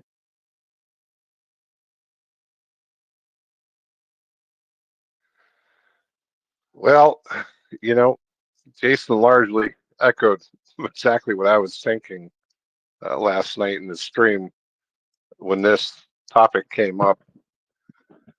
And hearing now what she told the White New York Times or whatever it was, taking the Pontius Pilate position of washing our hands and letting somebody else's hands get bloody. Uh, think back to 2021 or 2022, the BLM activist that was murdered in New York. And then her family said, well, she wouldn't have wanted her killer to even be prosecuted because she believes so strongly in her beliefs. I don't give a living shit what she believes. We put killers in the ground so they don't fucking kill somebody else. We put them in the ground because we love our people enough to not want to have these disgusting degenerates floating around killing any other of our people. So to me, it's a very selfish position to take to say, I don't want him killed or let somebody else decide. Though the moral position is you decide that you want the death penalty and that you want to see him in the ground. And I know some might get mad at me for saying this, but there's a reason why I've largely left the church that I was brought up with, because the Christ cuckism just really gets under my skin. We're being demographically erased, and this turn the other cheek crap just gets under my skin to no end. This white erased Christianity that I see today isn't what I was raised with. The Jesus that I knew growing up flipped tables, grabbed whips, and beat the fucking brakes off of money changers. He didn't sit there and hang out with trainees and homosexuals and smoke weed and say, hey, whatever happens, happens, man. Just my opinion. Yes, Christianity was masculine. Now it's this feminized, anti-white mess, where no one takes a strong position and turn the other cheek, but they drop all the context of that. We have a new speaker, Bert. Do you have any thoughts? No, I'm just listening here. I put my show on the jumbotron. I'm trying to get a little bit of a pulse on the space here. So I appreciate you giving me the mic, though. I might want to comment here in a little bit. Thank you. Andelan. Well, I basically agree with what everybody's been saying. Great points, and I just really think it kind of goes back to what was mentioned earlier about how this is why having a woman CEO step into this position really it's it would be way better from a masculine perspective because I'm sure, uh, despite everything else, I'm not sure if it was something that maybe was mentioned to her, but it definitely wasn't lost on her that no matter what she does, from whatever she's done in the past, and no matter what she does in the future, this moment of her eulogy or memorial speech is going to be remembered forever. Whenever she comes up in conversation, or even 10, 20 years from now, people are going to look back on her speech and they're going to say like, well, this is where she was mentally at the time, and I guess she looks stronger for it. And I think one of the biggest factors is she's just missing the lexicon and our go free method. It's kind of when I sit here and try to think about how she could have addressed this whole stadium full of people in a meaningful and productive way. I know there's things that could have been said, but at the same time, without our lexicon, it just seems like yeah, you're gonna kind of be lost. There's no way that she would have been able to get back up on stage. I don't believe and start trying to take the same speaking positions, especially there's a time and place. I don't know what she's going to do in the future, but she wouldn't have been able to get back up there and just like pick up where he left off and start basically saying the same things that the anti-whites are going to refer to as what got Charlie killed in the first place. Yeah, it's tough because it's really a kind of another missed opportunity. There's so many people in that stadium, and yeah, without our lexicon, it's just what really can you say? I think there's a way to solve that problem because on the one hand, she shared in the pillow talk that no one else has privy to. So she knows the direction that Charlie Kirk wanted to go. She had a very good view of the end goal. So a good solution from her point of view would be, because as you say, she's not CEO material. She's the wife of a CEO, which is a very different role. But what she could do is um, she could make the org chart basically that the CEO is reports to her. So she's the CEO, but the real CEO, she has one direct report, and that is the real CEO. And then she just guides the strategy. And then the other man, he does everything that Charlie used to do. I think it can work like that. Um, because there is value in her guiding strategies since I think she was on board with where Charlie wanted to take that thing. Um, so yeah. Anyway, I mean it. And the other thing I want to say is, given that this was not her role, this was Charlie's day job, is speaking. I think if he wakes up, I mean, in the middle of traffic, or he's running on the field catching a ball, he can recite his points. So for her to get up there and do the job that she did, I mean, this was an incredible speech, given that this wasn't a day job even. And she did better than, most people in history. So this was great, incredible, in fact. So I mean, I'm not. I mean, I'm not going to say anyone could have done better. Of course, we know how to make improvements, but given where she is and what she knows, I mean, can we really expect better? But yes, I'm very happy. I mean, these are minor points. The massive thing about this is the response. I think no one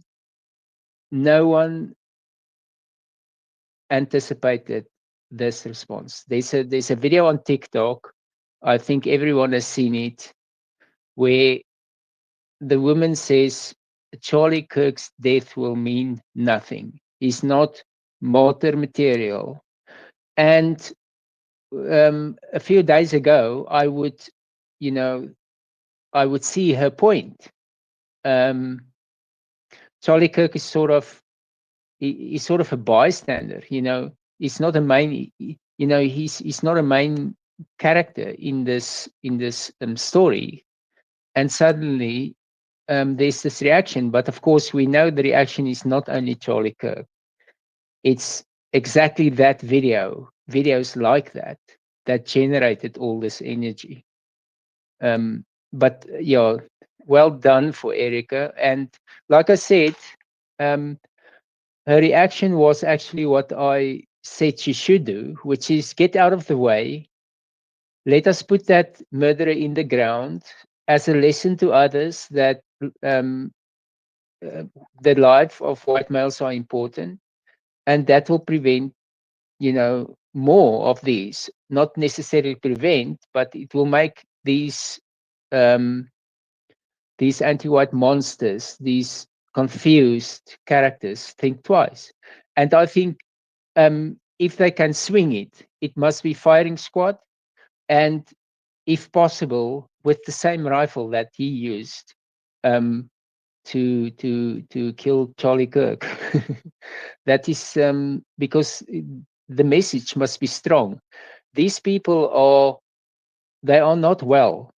There mustn't be any confusion about what's going to happen to them if they do it again. So I mean, she got out of the way. I think she could have been stronger in a statement and still maintain the moral position. But this is actually good. Some of the ex messages about this was misleading. She wasn't pleading for his life. She's just saying, "I'm going to let. I want the government to decide this." So she's not pleading for his life. She's saying, I'm getting out of the way. And that's the best we can hope for in this situation. So that was my thoughts on Erica. I also wanted to comment because I thought about yesterday. I think we had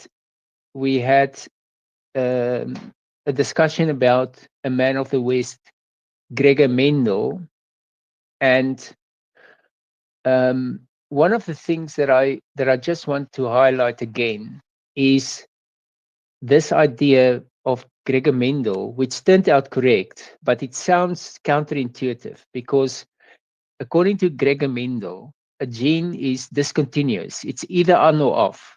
There's nothing like blended inheritance.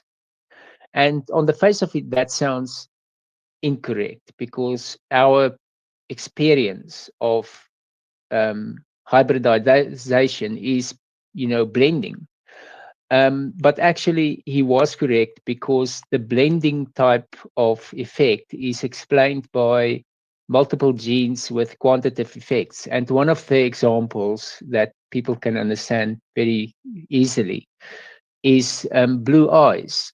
So blue eyes are there's multiple genes that contribute, and if any of those genes is a brown contributor, you don't have blue eyes. But it's not only brown or blue. There are variations in between. There's green or So this is an example of quantitative effects of a whole collection of genes and how this is why you get that blending effect. But the individual genes are on or off. They are binary. And that was just something that bothered me, because um, it sort of clashed with, what you normally, what your experience is. So that was interesting. But the other one I also wanted to mention is also another man of the West, Albrecht van Haller. He was the one who did a lot of work on human physiology, and one of his ideas was that when you when you think you have a remedy, that you must test it on a healthy patient, um, because the healthy patient does.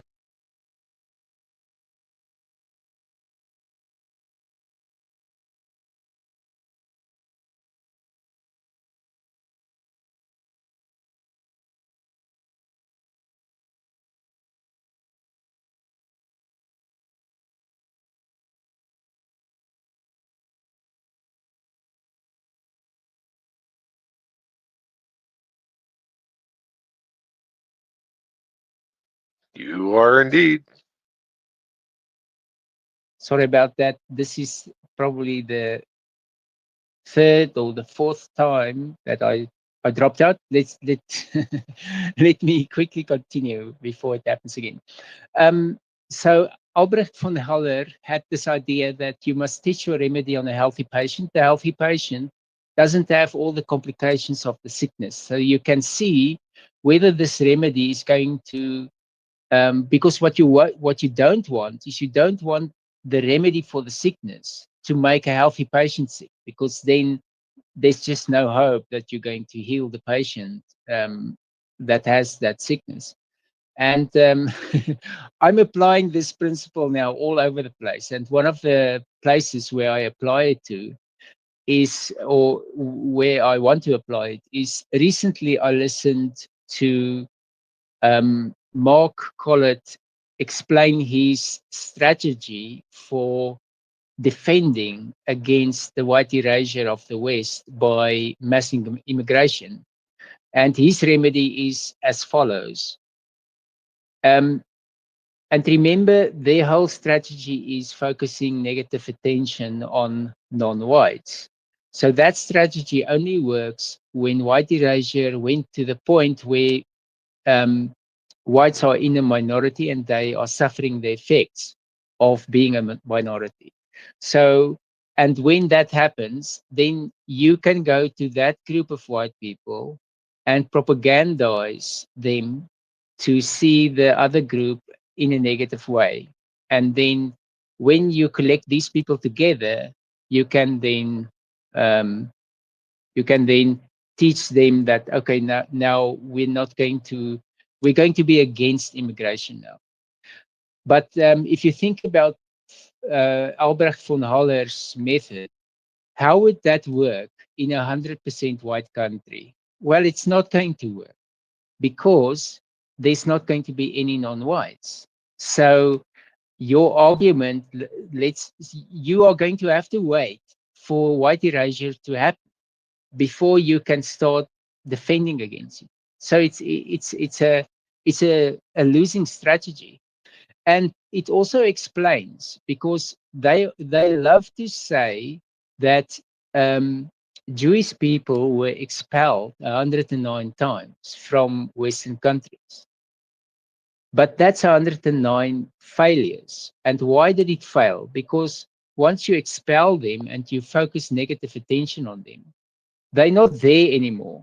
So that negative attention propaganda is not going to work for long, because there are no people who exhibit that negative attention. And that's why they are accepted back in again. And then you have to wait till it becomes such a big problem that people notice that this is a problem with this group and we need to expel them. So then you go into this endless cycle, because you're not focusing on the well-being of your own people, you're focusing on the ill-being of other people, and then you're always going to be caught in this cycle. While when you say because think of how easy the solution is. If you just tell your people that there's nothing wrong with seeking your individual well-being by way of your group's well-being, what's going to happen then?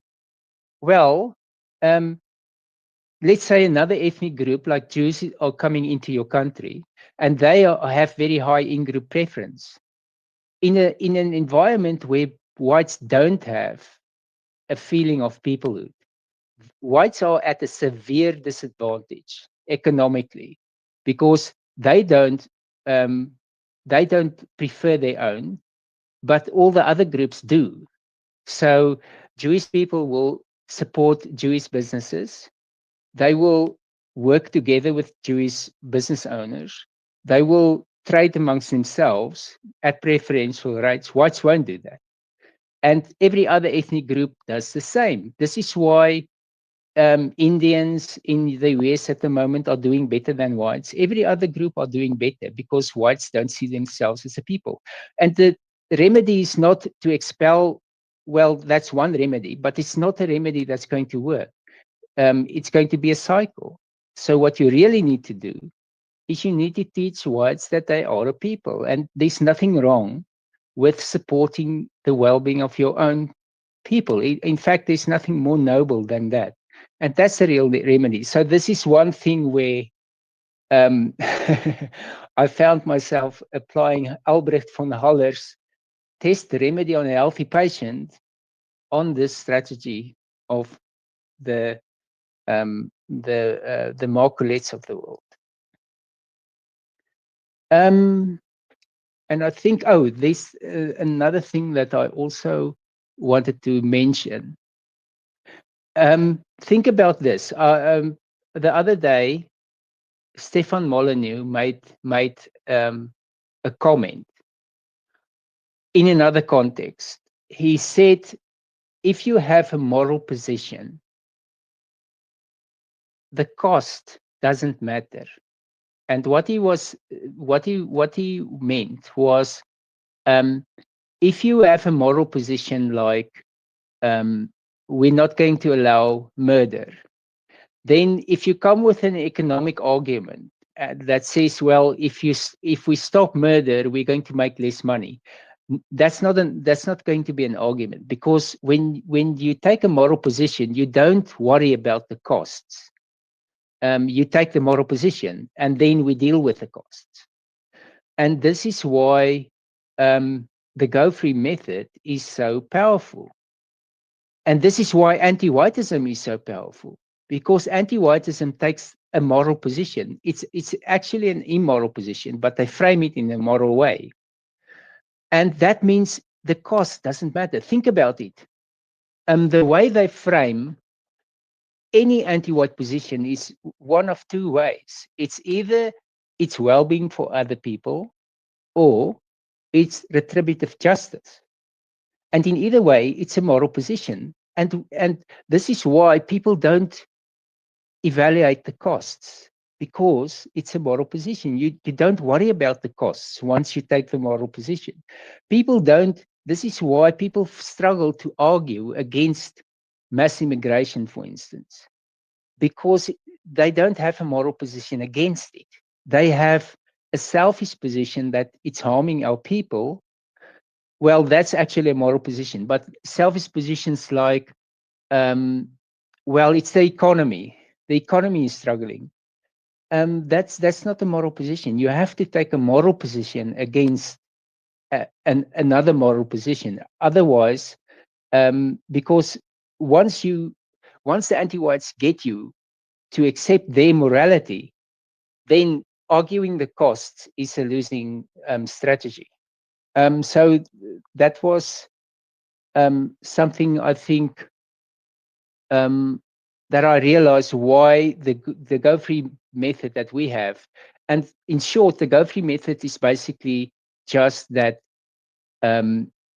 we center the well-being of white people. So our argument against mass immigration is simply that it harms the well-being of white people. And if you want to know in what way, well, then we will count the ways, because there are many. And anti-whites, unfortunately, will not entertain that discussion because it's a discussion that they cannot win.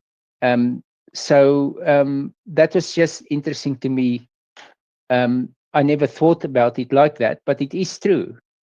Once the moral argument works like that, the costs really don't matter because we decided we're going to do this, and then we're going to deal with the costs, and this is how it works. So that was my thoughts on today and also on a few of the previous days. Um, we talked about Pythagoras, a glorious man of the West, 570 BC. So just to summarize, this man, Western civilization goes back a long time.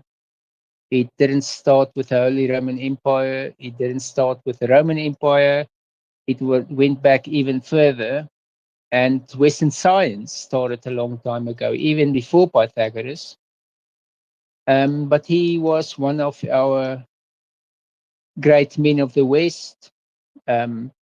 With almost no technology, he deduced that the Earth is in fact spherical, something that people today still argue about, but Pythagoras already discovered that. So yes, one of our glorious men of the West.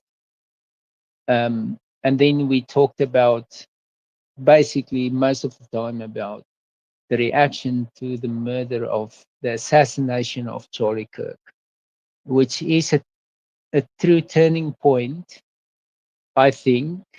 Um, and I think no one knows yet what the fallout is going to be. Um, so we can all just, I mean, we're not, how can you say, we are participants in this. We are not just bystanders. We are in the conversations that are happening, so we can influence the direction that this takes. At the dinner table, in the forums, on X, on the platforms that you are, we can we can you know influence the direction that this super tanker is moving, because currently Western civilization is not going to a good place, and this may be the last um, the last of these things, although I don't believe so. So that's it for the day. I'm going to do a round robin just to get final thoughts, and then we can shut this down. Okay, Julia, final thoughts.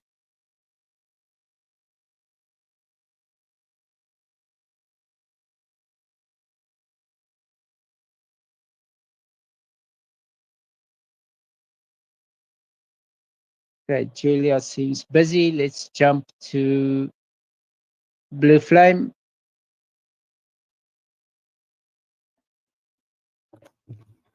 I think I'm good that I've shared everything that I wanted to share. I suppose, for everyone, just take heart in that, as far as whether it is whether it is intentional misleading, or whether it is that just the sickness of our people is so bad that people won't even pursue justice in the wake of family members being murdered, or something crazy as such, is that we are getting through to the population. It's thousands upon thousands each week that now hear about white well-being, and there's going to be eventually more folks who really want to dig their heels in and join in. I personally see uh, a lot of call outs towards anti-whites, and that is what we want. That is because whatever an anti-white is going to say is going to be met with a wall of ice, a wall of indifference, and towards all their pretexts, within the recognition that those are only made up to come to anti-white conclusions anyway. And when enough people dismiss that, and then on the other side of it, or with the other side of that, stand up for well-being, then everything will fall in place as where it should be. It's only a bit sad that it has to yet again take longer than it otherwise should, but that is out of our hands. We can only do what we can within our sphere of influence, our personal sphere of influence, and regardless, we're gonna get there in the end. So, with that said, bid you all an excellent remainder of your day, your evening, whatever it's gonna be, and talk later. Bye bye.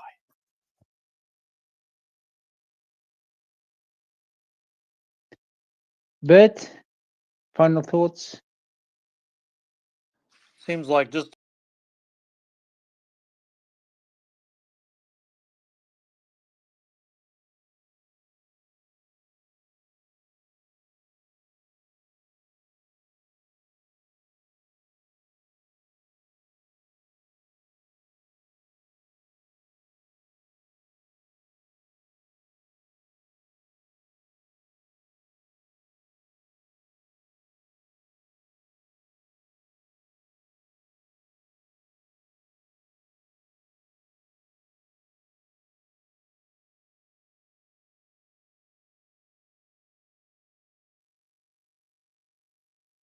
Thank you. We did in the Jumbotron, there's an article from Gateway Pundit that has this quote of hers where she says, people are asking me, do you want to seek the death penalty? And she said, I'll be honest, I told our lawyer I want the government to decide this. So she's not she's getting out of the way, which is a good thing. Andelin. Well, it was another great conversation with you guys. I really appreciate you hosting once again. And yeah, I just keep thinking about when we were talking about Pythagoras and just philosophy in general. And we're just kind of really we're on the price of what we're paying for this anti-whiteism. We're really losing our ability to think on a deeper level. These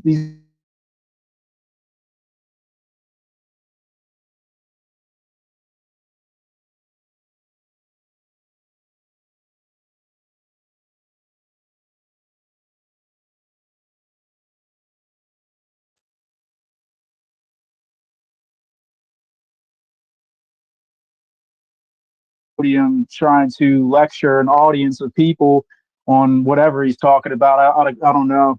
But with the history of that school, the university is one of the most prestigious schools in the whole world. And I don't know what it's become of today, but I guess he's kind of I guess that's what people think of when they think of prestigious schools like Oxford. Is just the idea of like that's the price that we're paying along with everything else. Is we're losing our ability to even think on a deeper level. A lot of the things that we've seen in the past, like I said, there's nothing like it today. So, but I thought it was another great conversation, and thanks again, guys.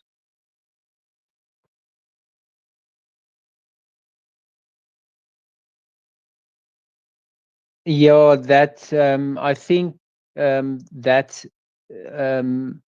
George Anti-White from the Oxford Union, after Charlie's assassination, he made comments that showed that he basically wanted Charlie dead. And I think this is part of what shocked people, because if you look at that debate, Charlie is debating with someone in good faith, but he doesn't know that the anti-white on the other side wants him dead. And this is what is shocking to people, is that people who look normal to you, they want you dead. And this is not the world that they thought they lived in. And this is what part of what caused this this reaction to his assassination is people realize this is a big problem. This is not, this is not an isolated incident. This is a big problem. They are everywhere, and we need to deal with it. And people like Stephen Miller, he is the kind of man who's going to have the energy to actually do stuff, because I'm not convinced that the other ones, the big names in the Republican Party, is going to do the business. So let's hope for the best. It seems like it's going in a good direction. So let's hope for the best. This is really unprecedented. What's happening now? We're living in an inflection point in history. We don't know where it's going to go. But pay attention, because this is, if things go our way, this is, people, your descendants are going to want to know what happened. Okay, so we came to the end of today's space. So I'm going to do the outro now. This has been the Monday edition of the Shade Tree White Wellbeing in WG Space. We meet here daily at 2 p.m. Eastern Standard Time. That's 2 p.m. Eastern Standard Time here on X. We practice the Grow-Free lexicon and concepts as developed by Jason Kuhner, Mr. No White Guilt himself. You can find him here on X as No White Guilt MWG.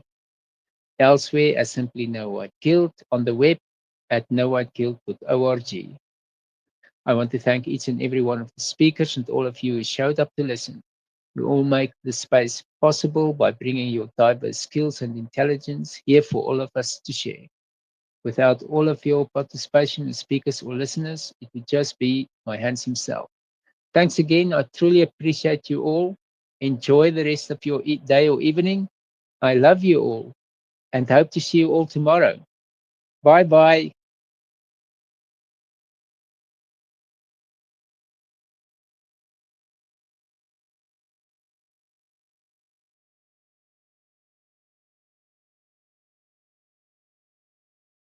Are you noticing changes in our country you find troubling? Do you feel unsafe and at a loss to remedy these fundamental shifts? Have you found the book Go Free by Jason Kuhner? The Go Free method provides excellent meme curatives and specific language skills to overcome the anti-white psychological warfare being waged against us across the West. Go Free, a guide to aligning with the archetype of Western kind by Jason Kuhner, available on Amazon. Our children are priceless, and we would do anything to protect them. So why aren't you using Go Free to protect them from the most harmful ideas? Decades in the making, Go Free is a simple yet brilliant practice designed to free us from destructive socio-political ideas.